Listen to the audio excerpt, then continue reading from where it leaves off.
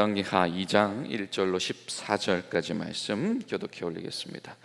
여호와께서 회오리 바람으로 엘리야를 하늘로 올리고자 하실 때에 엘리야가 엘리사와 더불어 길갈에서 나가더니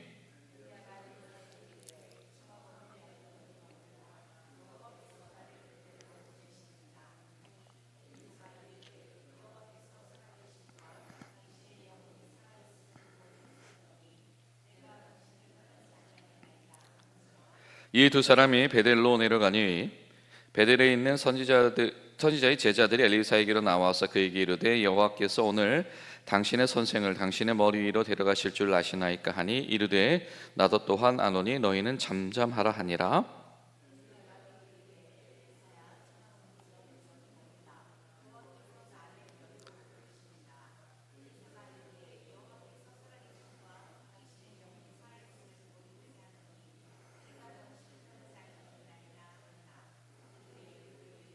이리고 있는 선지자들의 제자들이 엘리사에게 나와 이르되 여호와께서 오늘 당신의 선생을 당신의 머리 위로 데려가실 줄 아시나이까 하니 엘리사가 이르되 나도 아노니 너희는 잠잠하라.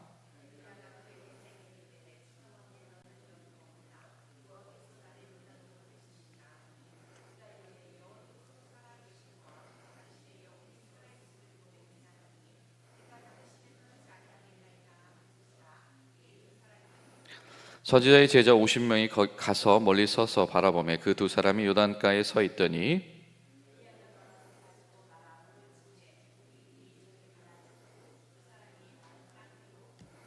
건너매 엘리야가 엘리사에게 이르되 나를 내게서 데려감을 당하기 전에 내가 내게 어떻게 할지를 구하라. 엘리사가 이르되 당신의 성령이 하시는 역사가 갑절이나 내게 있게 하소서 하는지라.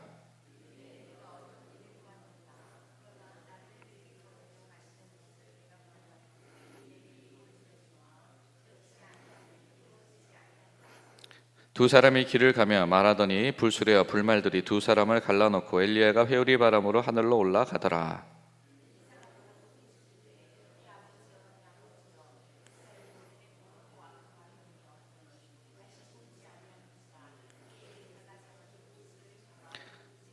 엘리야의 몸에서 떨어진 겉옷을 주워 가지고 돌아와 요단 언덕에 서서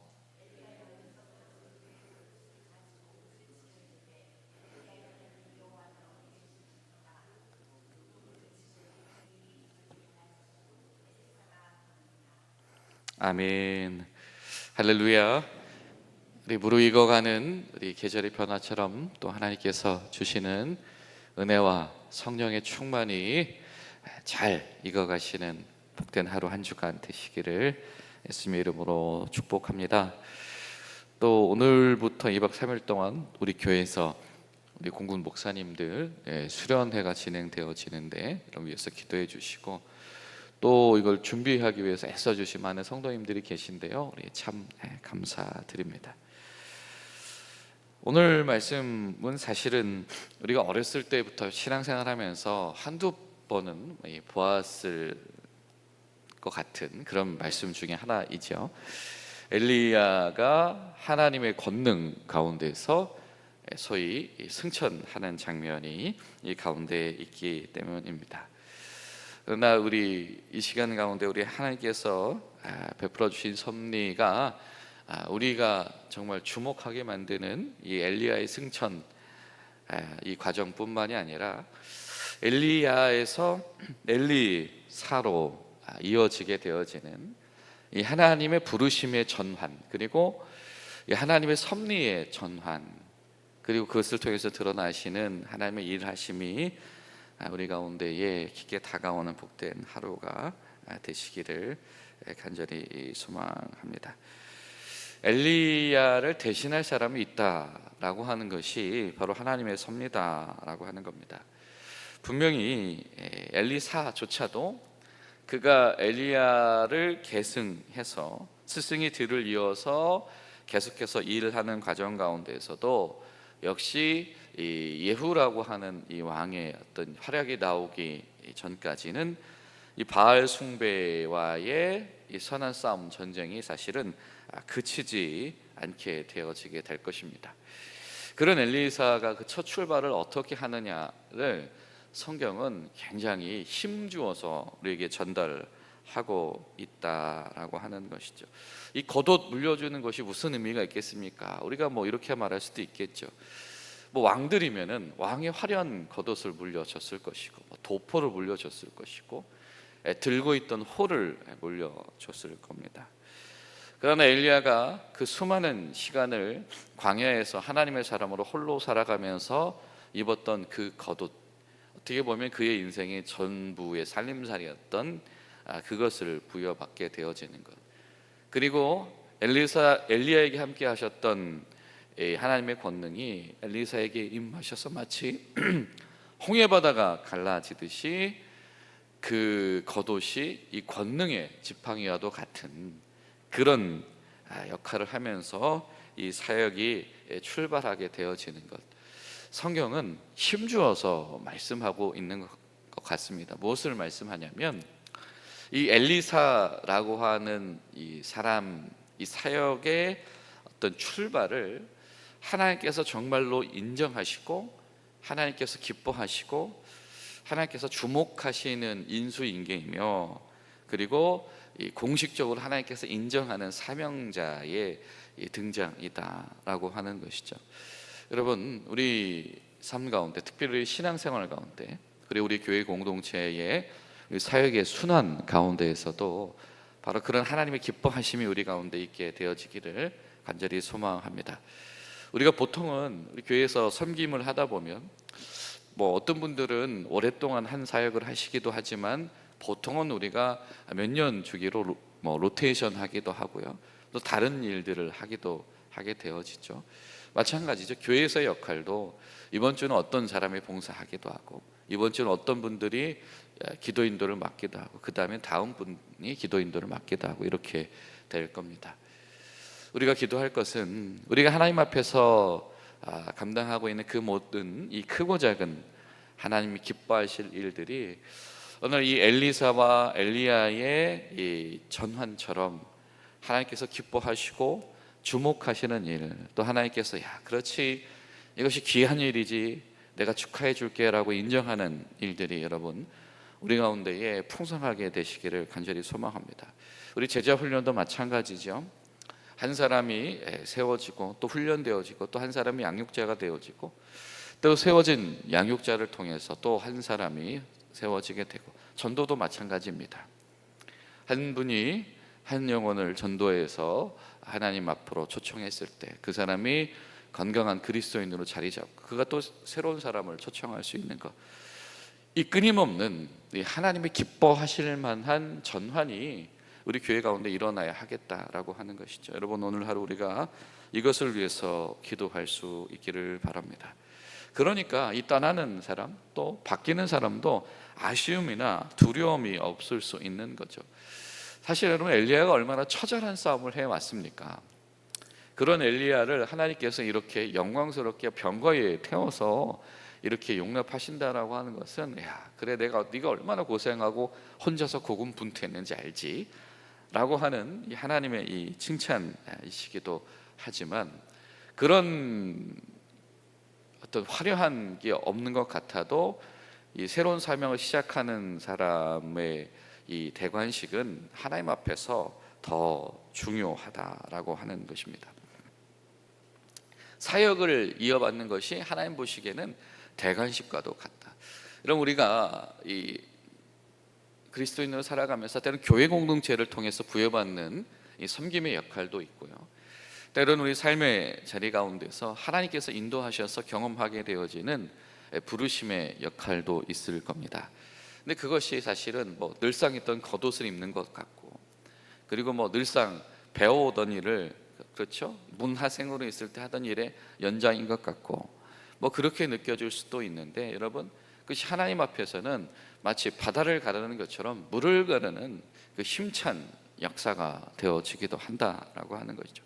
중요한 것은 우리가 감당하고 있는 우리의 그 일상 가운데, 우리의 그 사명의 순간순간 크고 작은 자리들 가운데 하나님의 영이 함께 하시는 거겠죠. 여러분, 기도하실 때 하나님, 우리가 하나님의 성령의 임재 가운데서 모든 순간에 하나님의 일하심을 경험하고, 마치 홍해가 갈라지듯이 물이 갈라진 역사들이 우리 삶의 일상의 모든 신앙의 자리에서도 하나님의 전권 가운데 일어나게 하시옵소서. 우리가 기도해야 될 것입니다. 오늘 말씀을 보면 사실 굉장히 도전적인 장면들이 등장을 해요. 예를 들면 2절입니다. 엘리야가 분명히 엘리사한테 이렇게 말을 하죠. 청하건대 너는 여기서 머물러 있어라. 엘리사가 이르되 여호와께서 살아계심과 당신의 영혼이 살아있음을 두고 맹세하니 내가 당신을 떠나지 않겠습니다. 엘리야의 어떤 그 마지막 그 순간에 그 자리를 엘리사가 떠나지 않는다라고 하는 거죠. 여러분, 어떻게 보면 보통 우리가 주도권이 넘어가게 돼 흐름이 넘어가게 되어지면 굳이 업신여기서가 아니라 그렇죠, 바빠질 수도 있고, 그렇죠? 할 일이 많다 보니까 그를 통해서 뭔가 애를 쏟아야 될 부분도 있고, 그러다 보면 새롭게 이 역할을 부여받는 사람이 소홀할 수도 있습니다.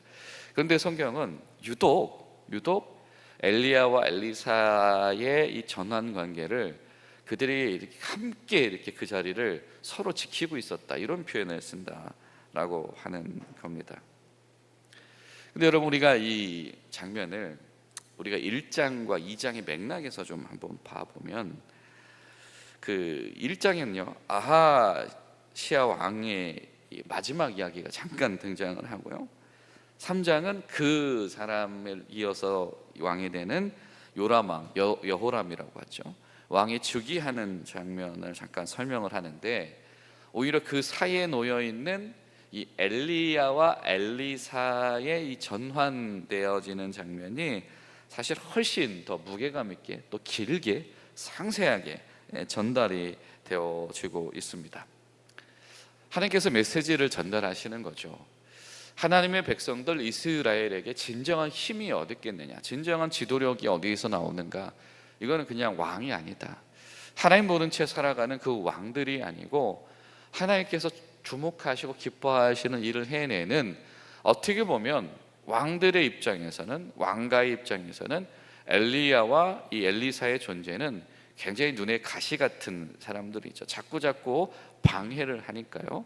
그러다 보니까 많은 사람들의 어떤 공격의 대상이 되고, 사실상 삶의 자리는 굉장히 핍절할 수도 있습니다. 그런데 성경은 힘주어서 말하는 거죠. 하나님 보시기에 훨씬 중요하게 다뤄야 되는 사람들이 누구이며, 그리고 하나님께서 상세하게 그 사람들을 기억하는 사람들은 누구인가라고 하는 거죠. 그렇게 평생을 하나님을 위해서 헌신했던 엘리야의 마지막을 하나님은 주목하고 계시고, 그와 같이 일할 엘리사를 하나님이 주목하고 계시다. 그리고 이것이 세상 왕들의 계승보다도 더 주목할 일이다라고 하는 겁니다. 여러분, 우리 신앙생활 가운데에서 우리가 이 우선순위, 또 우리 가운데에서 귀중하게 여김들이 하나님 가운데서 우리 신앙 안에서 잘 세워져 나갈 수 있게 되기를 간절히 바랍니다. 하나님께서 기뻐하시는 일, 하나님께서 이것이 능력이구나, 이것이 중요하구나, 이것이 힘이구나 라고 하는 것을 구별해 나가는 이 실력, 영적인 실력이 우리 교회와 성도들에게 있어야 되겠다라고 하는 것이죠. 또 그런 엘리사의 어떤 순종 가운데서 그런 면모를 엿볼 수 있다라고 한다면, 또 3절에 보면 이런 표현도 등장을 하죠. 베델에 있는 선지자의 제자들이 엘리사에게 왔다라고 하는 겁니다. 그러니까 사실 여러분, 엘리사만 있는 것이 아니죠. 하나님께서는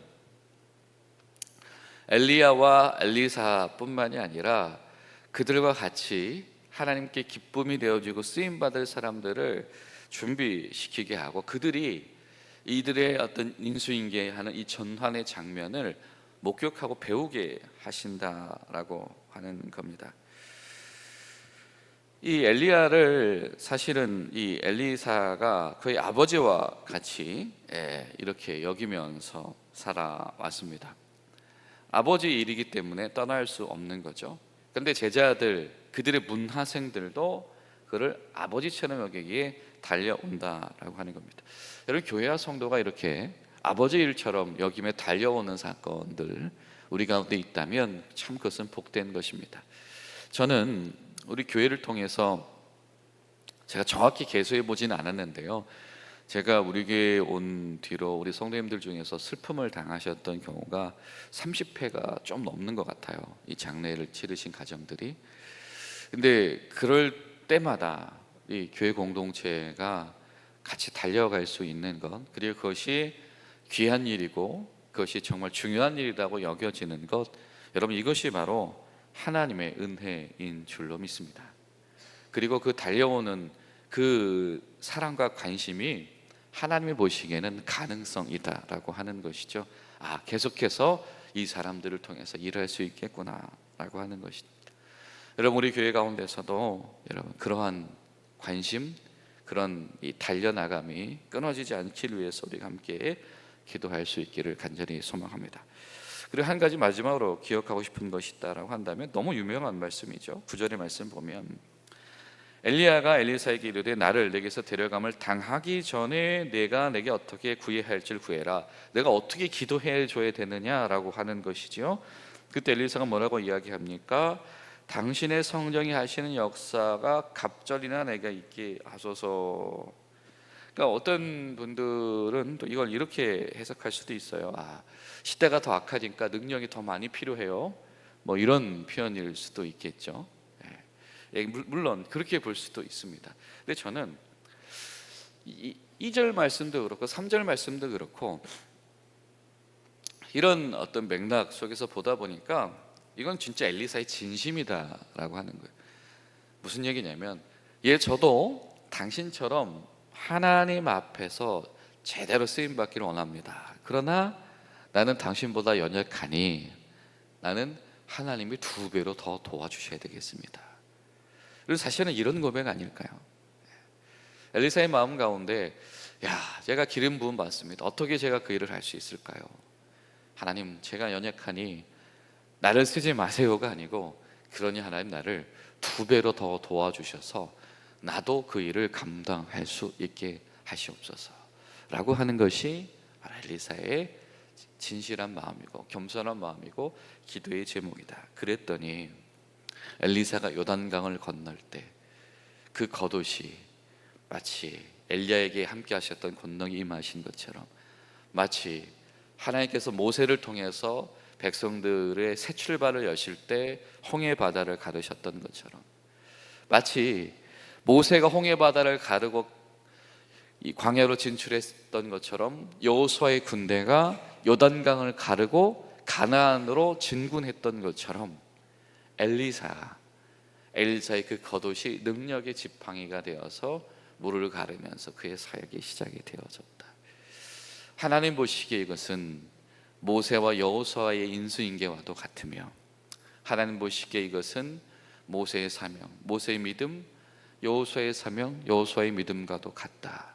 여전히 모세를 통한 역사, 여전히 여호수아를 통한 역사 속에서 하나님은 계속해서 실존하고 계시다. 여러분 기도하실 때 하나님, 우리 교회 가운데서도 계속해서 모세와 함께 계신 하나님의 역사, 여호수아와 함께 계신 하나님의 역사, 엘리야와 함께 계신 하나님의 역사, 엘리사와 함께 계신 하나님의 역사가 나타나도록 지금 저희들에게 갑절의 성령의 충만을 주시옵소서.